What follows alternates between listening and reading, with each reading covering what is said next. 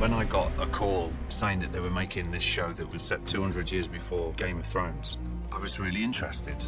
When I got the gig, for that split second, you're like, oh my God, you're in Game of Thrones, it's the biggest thing ever. And you put the phone down, you're like, oh God, now I've got to do it. Game of Thrones has such a history and a fan base and a culture that exists beyond it and around it. It's the biggest TV show, so yeah, so there's a bit of pressure to live up to.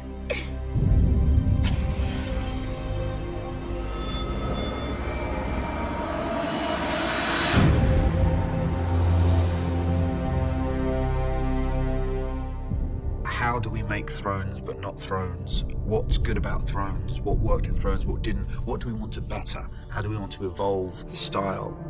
It wasn't just a prequel for prequel's sake. There was actually a reason to tell this story.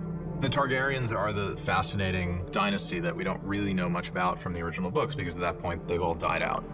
There was this once great day where there were dozens of Targaryens running around and a bunch of dragons, and they ruled over Westeros. It was a time of peace and prosperity, and everybody knew that if you messed with the Targaryens, you would get the dragons, so nobody dared to overthrow them. This period in Westeros was a very decadent time. So you get to see what the realm looks like before it descends into the detritus and post-decadence of war that you see in the original series.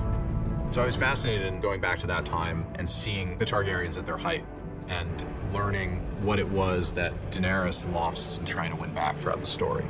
The original Game of Thrones was very much an epic that was weaving together various different threads. It still has that scale and scope, but it's really just the story of one family slowly tearing itself apart. There's a wish fulfillment for an audience of things they want to see.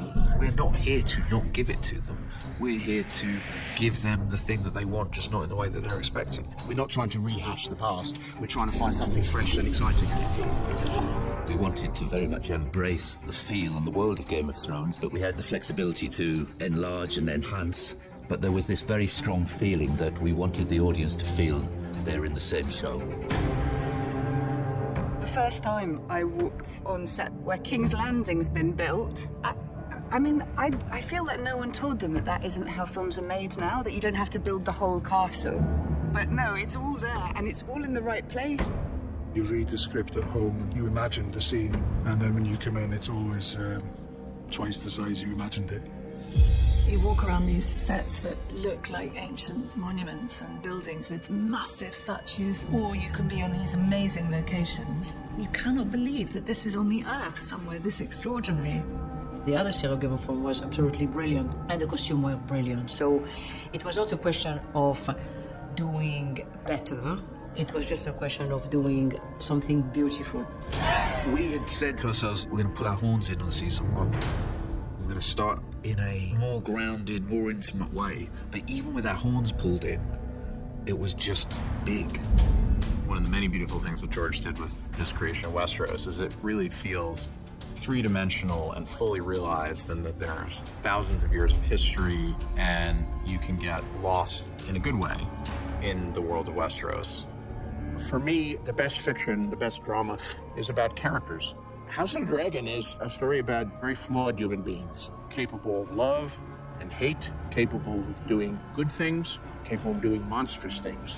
I genuinely hope that audiences are open to watching a new chapter in the Game of Thrones saga. Game of Thrones was its own thing, and it was a cultural phenomenon. But this is something else, it's a different story. The scale of the story is told in a different way. All that size that we loved in Game of Thrones is here, but House of the Dragon is rooted in the domestic and the familial. I hope fans will get everything that they got out of Game of Thrones and more. More dragons.